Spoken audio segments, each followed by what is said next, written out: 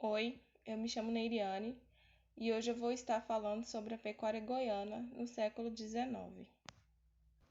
A capitania de Goiás tinha como principal fonte econômica a mineração do ouro, mas já existia no seu território, durante as minerações, o desenvolvimento da agricultura e da pecuária.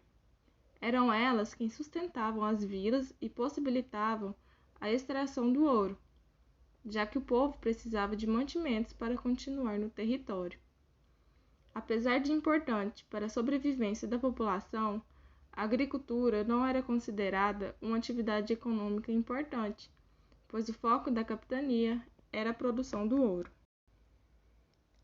Com a crise na produção do ouro, a coroa portuguesa passa a incentivar a agropecuária, em uma tentativa de conter a queda da economia na região, que era totalmente dependente da mineração.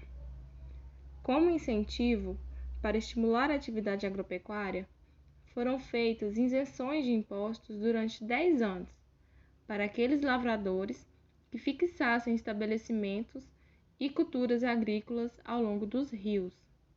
Com isso, vários mineradores e bandeirantes que haviam abandonado a mineração devido ao seu declínio vão estabelecendo propriedades na região. A base da economia goiana no século XIX era formada pela agricultura de subsistência e pela pecuária extensiva. Quando o ouro deixou de ser a principal fonte da economia de Goiás, grande parte da população passou a dedicar-se a lavouras e à criação de gado. Com isso, houve uma ruralização da população que antes se concentrava nas vilas e passaram a se concentrar nas fazendas, e, consequentemente, a um empobrecimento cultural, devido à falta de uma rede de transporte eficiente para o escoamento das produções agrícolas. A agricultura permaneceu como uma agricultura de subsistência em conjunto com as trocas interregionais. A pecuária se sobrepôs à agricultura. O gado era moeda de troca muito utilizada na época, e o fato de o gado ser uma mercadoria que se autotransportava fez com que houvesse um expressivo aumento na criação desses animais. O gado era criado dentro da capitania de Goiás e, no período de comercialização, era levado principalmente aos estados da Bahia e Minas Gerais.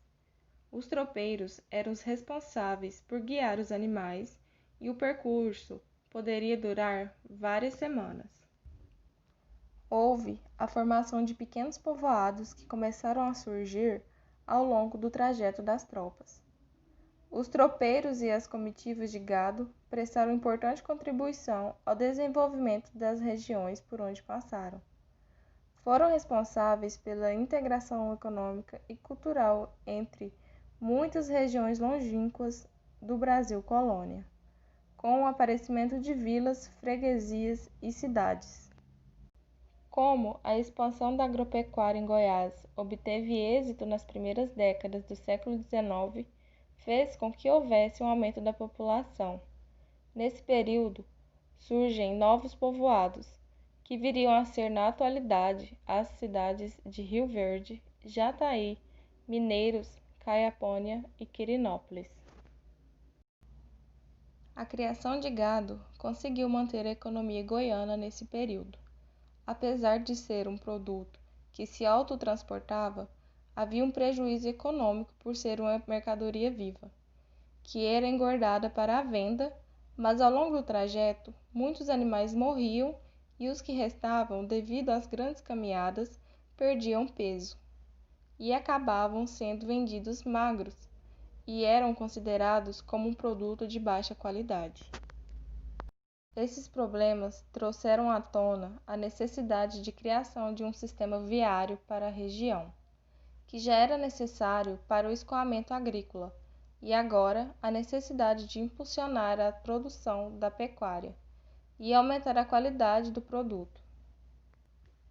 Em 1873, com um decreto imperial, é autorizada a construção de vias estratégicas para o interior do Brasil.